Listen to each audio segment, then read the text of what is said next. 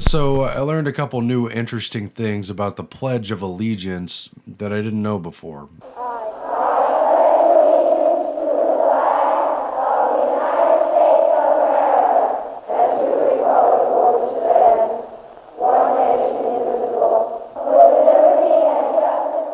And I knew it had been tied to kind of some fascist politics, but really just looking into the details of it is very revealing in hindsight to the corrupt system that's grown up around us, particularly over the past century.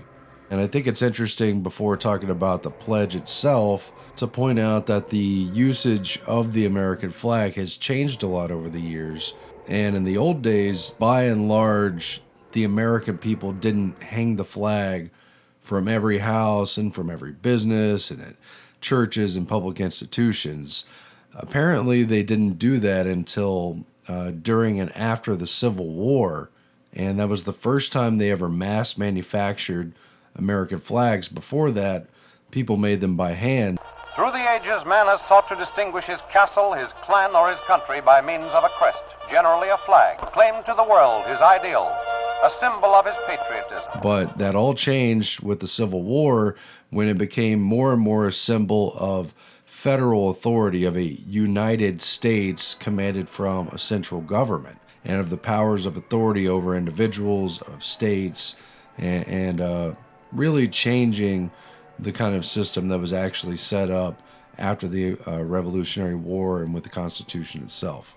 But of course, things changed a lot. They became more a collectivist system. The bankers were more and more in charge. Society was directed through cities.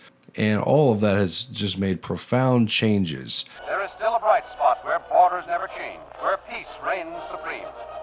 The United States of America has become a nation second to none in greatness and in power.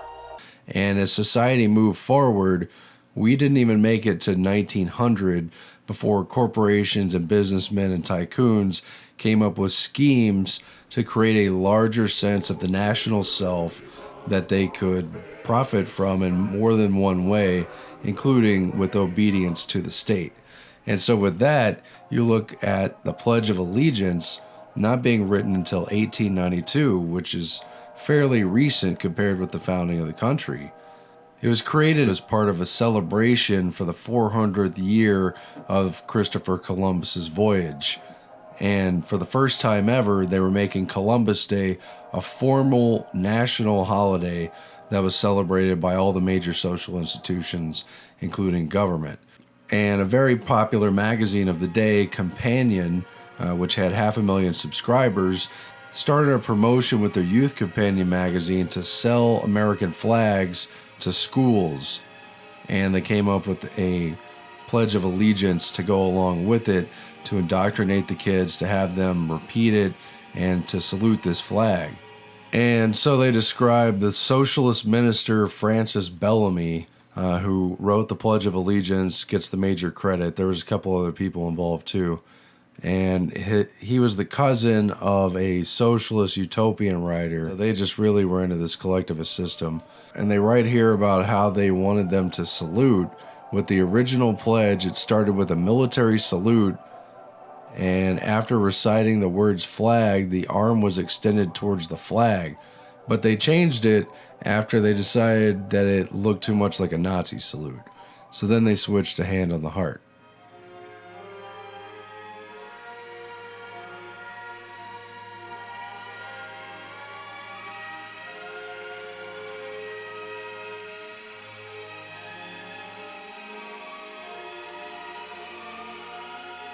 It changed one more time in 1954, which was the first time they inserted "under God" into the pledge.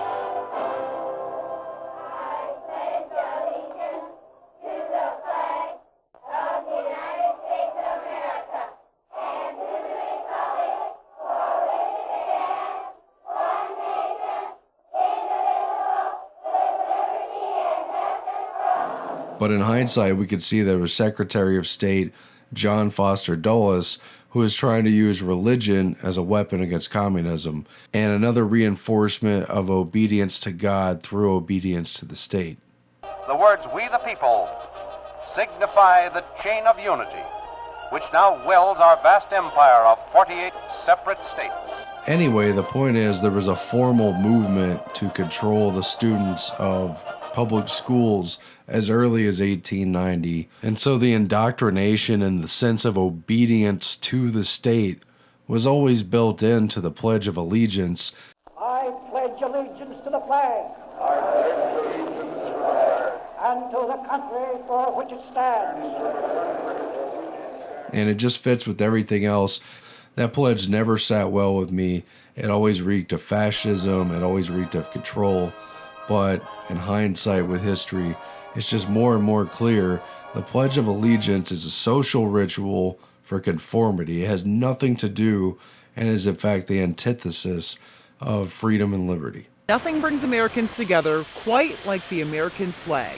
And it also really reminds me of the Hunger Games, when President Snow talks about the Hunger Game ritual being to remember the rebellion that happened, I guess now 3 generations ago. It was to keep that instilled in the Pledge of Allegiance, and they were still concerned about keeping down the rebellion of the Civil War and also looking to this progressive future where they were more and more one national entity. And today, one global entity.